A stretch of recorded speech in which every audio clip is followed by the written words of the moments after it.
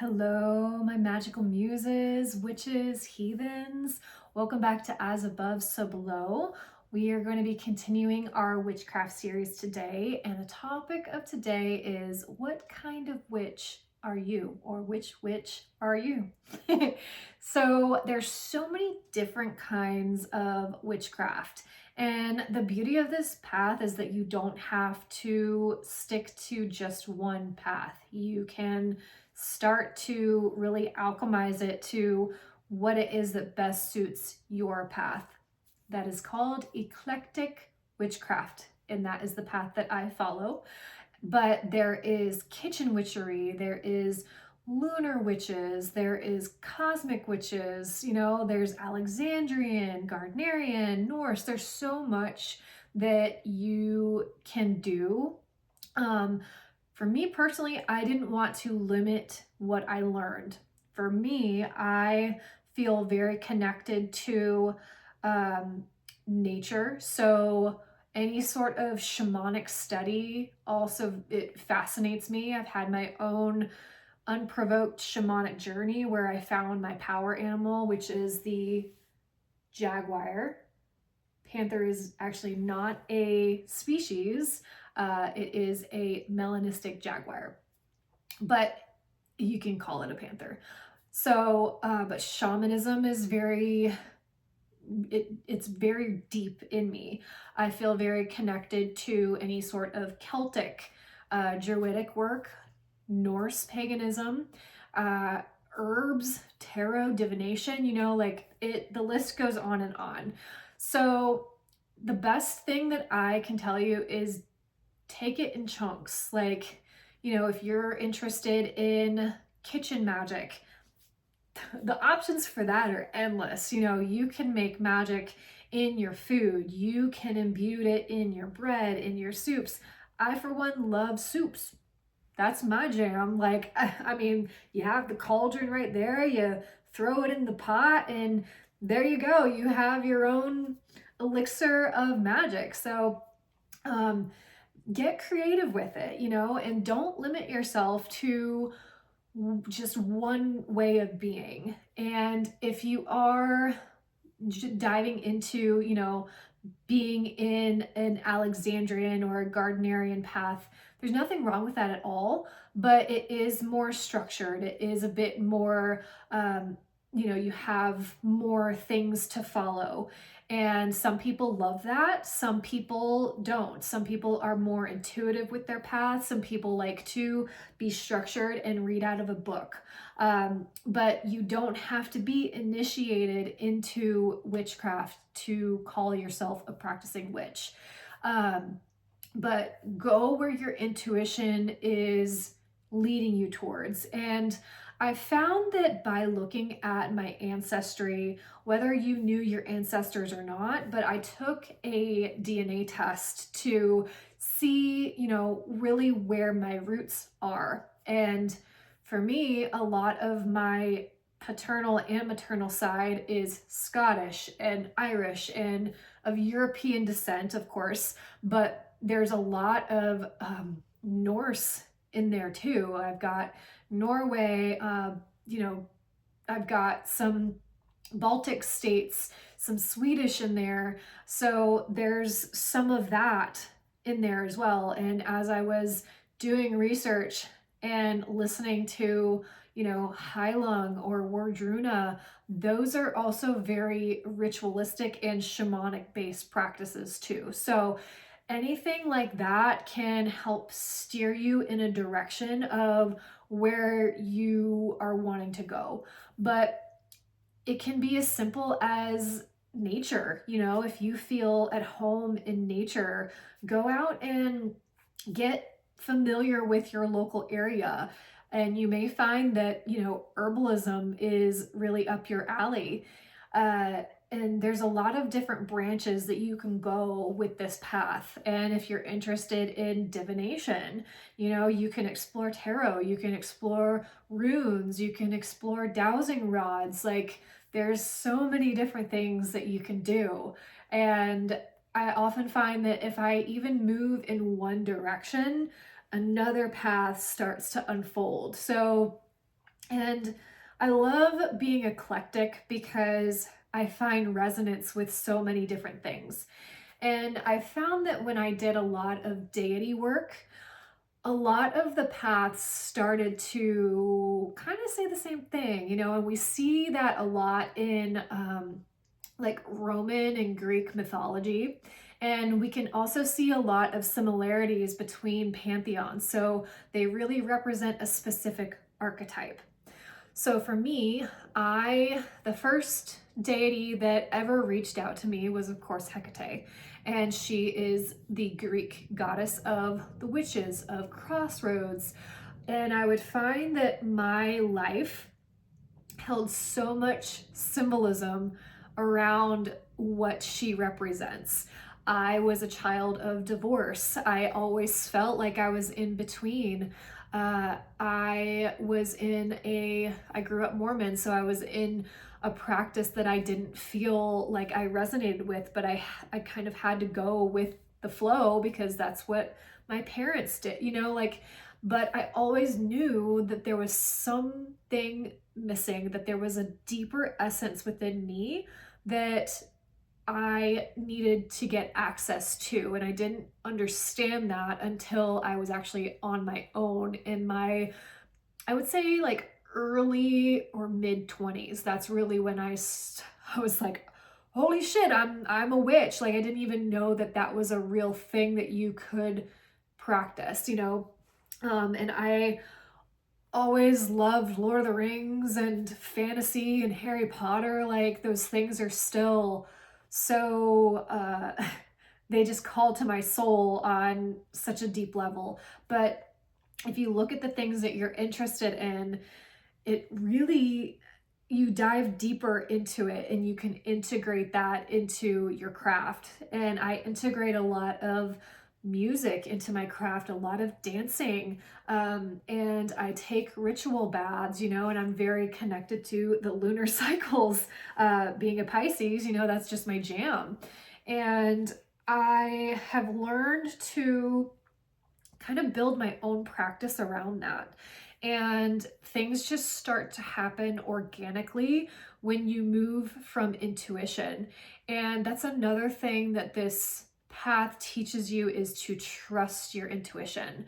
I am now tapping into my mediumship skills, and that is the ultimate um, that really has you having to trust your intuition, having to trust that you are receiving information that is not just you. And I think that that is something that a lot of new witches struggle with, is like, am I actually making all of this up, or is this real? Like, what if it can be both? This path is very expansive, and it's easy to go down rabbit holes and to get overwhelmed with things, but as long as you have like a general sense of direction of where you want to go, perhaps just start with one book. Start with one book and add to your book of shadows the things that you really want to dive deeper into.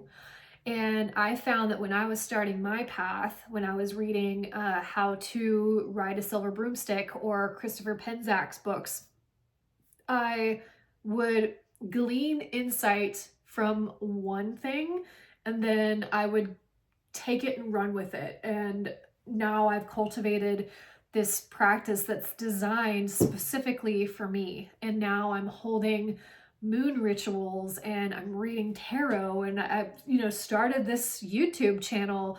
This all happened organically. I never sought to do any of this. This is just me wanting to be a voice for people who were in my shoes, and I didn't have anybody to really look to aside from the people who were, in my vicinity.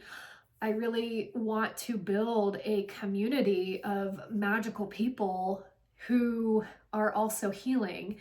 And I found that through my own initiation practices with Reiki, with tarot, I'm also a massage therapist and esthetician. Like, all of these things are healing at my core. And I've also done past life regressions, and I've seen my like traits.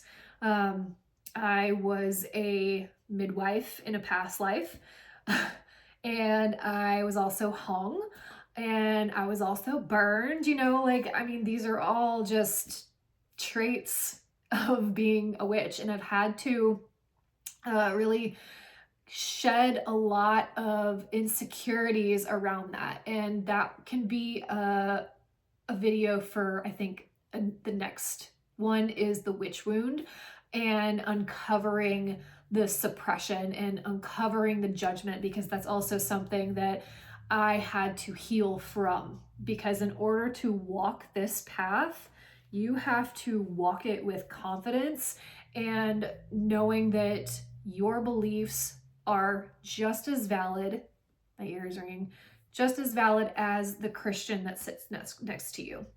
The only thing is that we don't judge that they are worshiping a different God, and I'm not here to bash Christianity, but there's always been that rift between Christianity and witchcraft. But you will always be walking that line. So you better get used to walking your walk and growing a thicker skin, because it's not easy, especially when you're first starting out, because you're not out to harm anybody.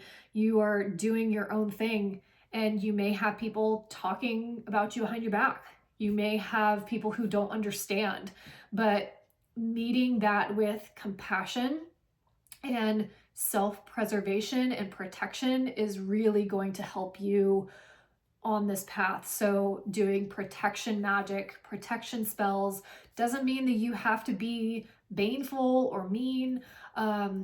If that's your jam, that's your jam. I'm not here to judge, but oftentimes the universe just knows, like, I don't do any sort of curses. I don't really participate in baneful magic unless it's for protection. I don't inflict any sort of intention on other people that is manipulative or,